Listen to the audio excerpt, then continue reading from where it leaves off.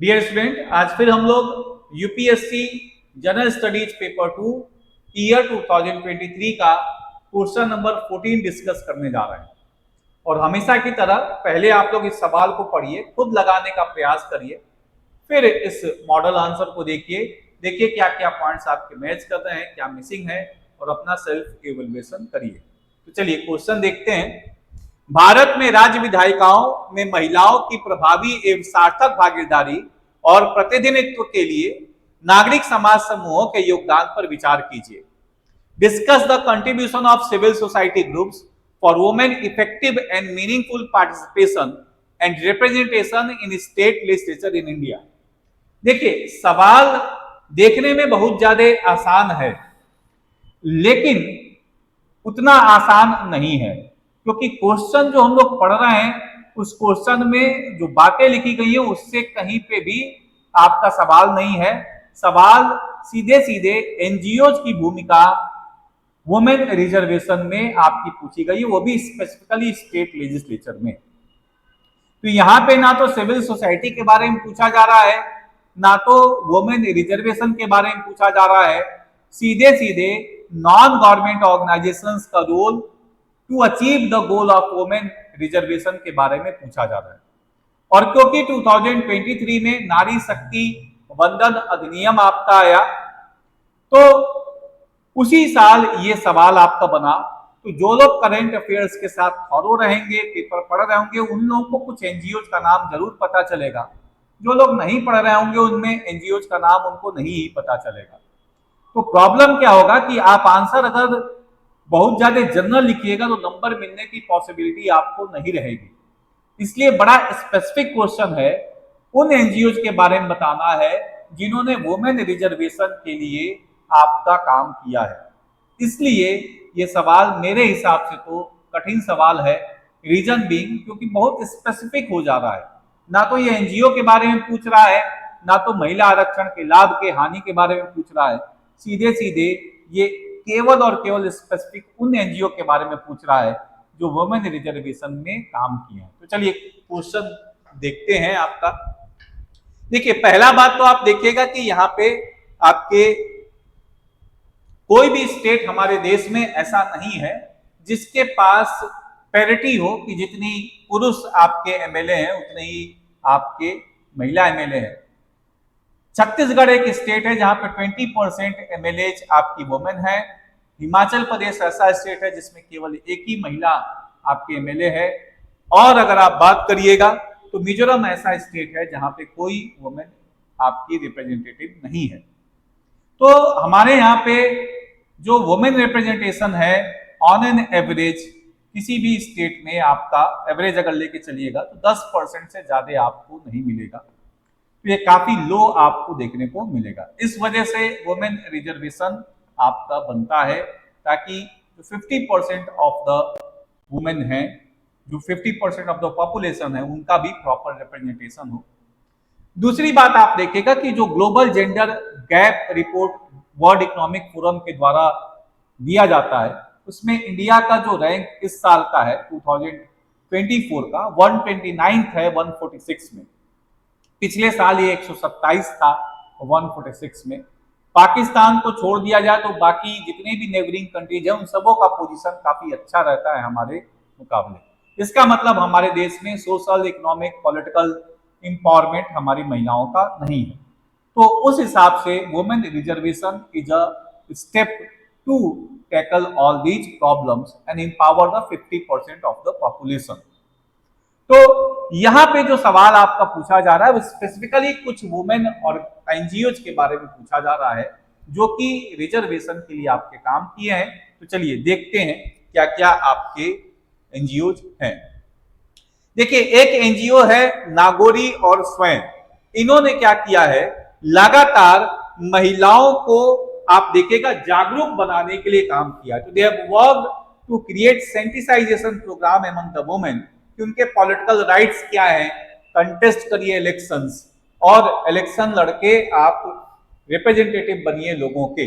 तो ये जो आपके संस्था है जागोरी और स्वयं, ये लगातार महिलाओं के अधिकारों के बारे में महिलाओं को जागरूक बनाने के लिए और साथ ही साथ में राजनीति में भागीदारी को बढ़ावा देने के लिए आपका काम किया है। तो ये दो संस्थाओं के बारे में आप देख सकते हैं।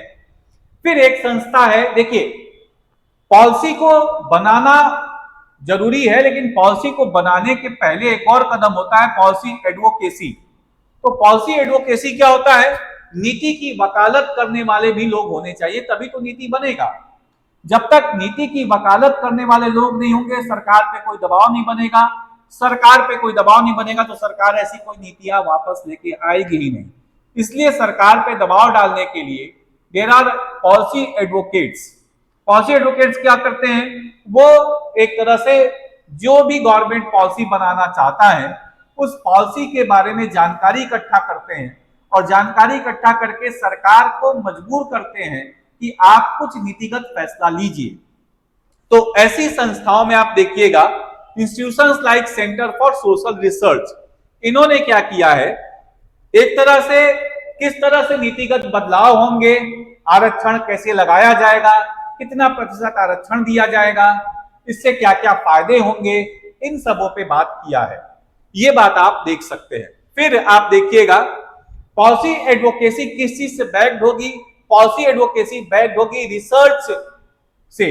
जो भी आपका रिसर्च और डॉक्यूमेंटेशन होगा, तो जब भी आप कोई पॉलिसी को एडवोकेट करते हैं, पॉलिसी का जब आप कहिएगा कि नीतिगत एक तरह से आप पेश करिएगा कि ये पॉलिसी बनाना है, तो उसको कैसे आप लेके जाइएगा संसद में या किसी मंत्रालय के पास, मिनिस्ट्री ऑफ वुमेन के पास या मिनिस्ट्री ऑफ आपका ये होम के पास या प्रधानमंत्री के पास, तो उसको किसी अनुसंधान और दस्तावेजीकरण से आपको एक तरह से बैक्ड करना होगा।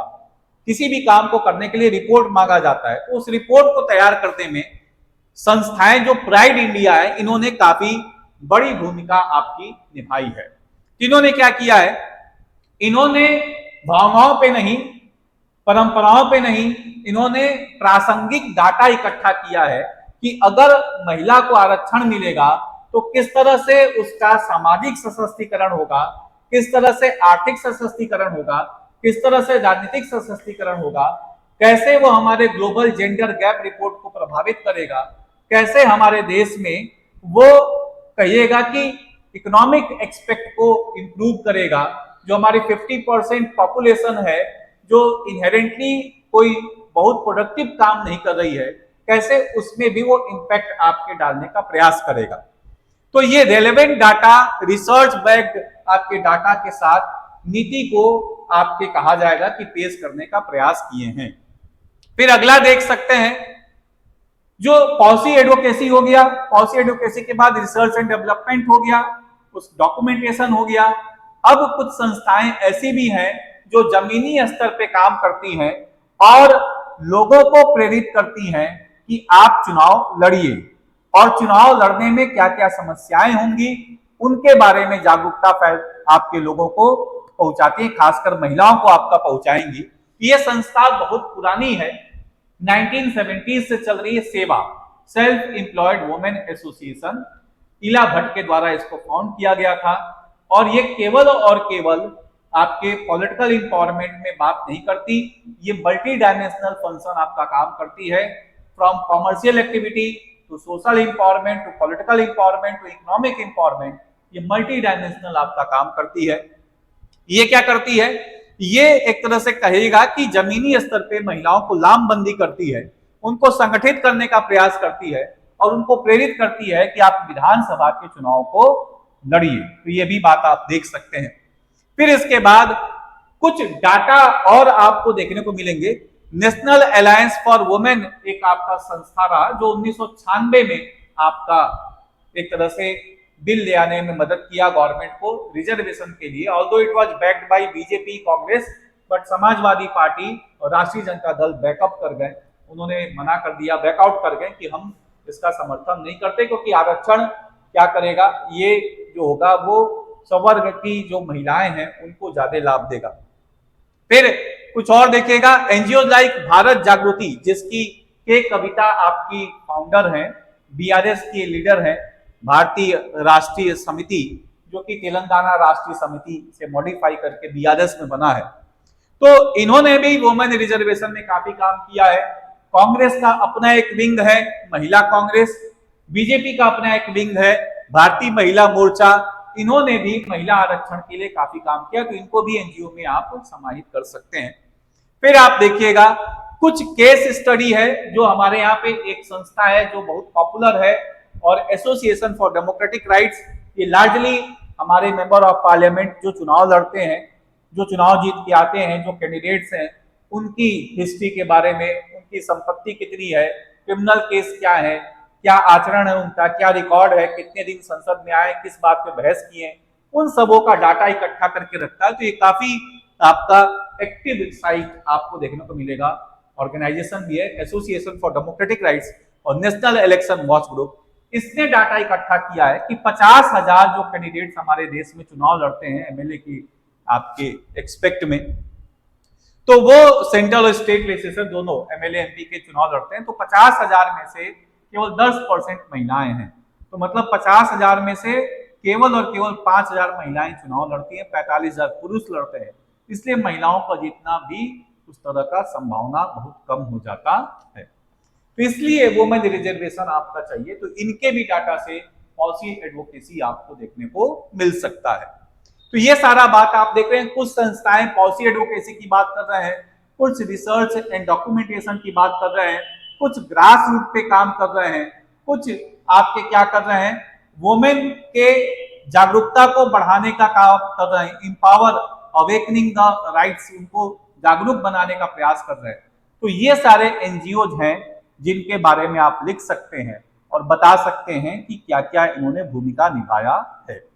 हालांकि जो रिजर्वेशन के बावजूद कुछ चुनौतियां हमारे देश में रहेंगी, जैसे हमारे यहाँ पे पैट्रियार्कियल सोसाइटी है, तो पितृ प्रधान समाज है, उसको तोड़ने के लिए आरक्षण काम करेगा। फिर आप देखिएगा कि महिलाओं के विरुद्ध जो हिंसा हो रहे हैं उसको भी समाप्त करने के लिए काम कर सकता है, क्योंकि महिलाओं की समस्याएं महिलाएं ही समझ सकती हैं, और जब संसद में बैठेंगी तो वो जो पॉलिसीज बनाएंगी वो प्रो वुमेन होने की पॉसिबिलिटी आपके ज्यादा रहेगी। ये भी पॉसिबिलिटी आप देख सकते हैं। फिर वुमेन की जो प्रॉब्लम्स हैं वो स्पेसिफिक अलग तरीके की हैं, सेक्सुअल वायलेंस आप देखिएगा, इंटिमिडेशन है, आप वहां पे ये भी देख सकते हैं कि आप कह सकते हैं कि कास्ट प्रेजुडिसेज है, और भी बहुत तरह के problems, violence at work place, sexual harassment at work place, बहुत तरह के प्रॉब्लम्स आपको महिलाओं के अगेंस्ट देखने को मिलेंगे। तो अगर महिलाएं ही संसद में बैठेंगी तो ऐसे प्रॉब्लम्स के लिए कुछ नया तरीका आपके निकाल सकती हैं, कुछ प्रूडेंट पॉलिसीज आपके बना सकती हैं। तो वुमेन रिजर्वेशन आपका चाहिए, ये बात आपका है। लेकिन क्वेश्चन एक बार फिर देखिए और देखिए कि आपके क्या आंसर्स मीट हो रहे हैं। देखिए क्या बात कहा जा रहा है, discuss the contribution of civil society groups for women effective and meaningful participation and representation in state legislature in India. Bharat में राज्य विधायिकाओं में महिलाओं की प्रभावी सार्थक भागीदारी और प्रतिनिधित्व के लिए नागरिक समाज समूहों के योगदान पर विचार करें। तो ये सीधे सीधे नागरिक समाज के योगदान पर बात किया जा रहा है। 6-7 एग्जाम्पल दिए गए हैं, वो पॉइंट आप लिख के अपनी बात को कंक्लूड कर सकते हैं। लिख सकते हैं कि NGOs are must for policy advocacy, for documentation and research, for grass root participation, as well as for backing up the data for reservation, and NGOs have played a master role in providing reservation to। आप क्या लिख सकते हैं कि गैर सरकारी संगठनों द्वारा महिलाओं के आरक्षण में प्रमुख भूमिका निभाया गया है।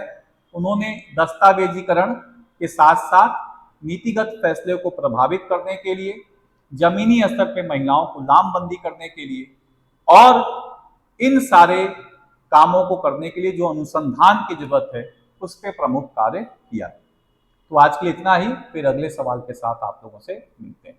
धन्यवाद।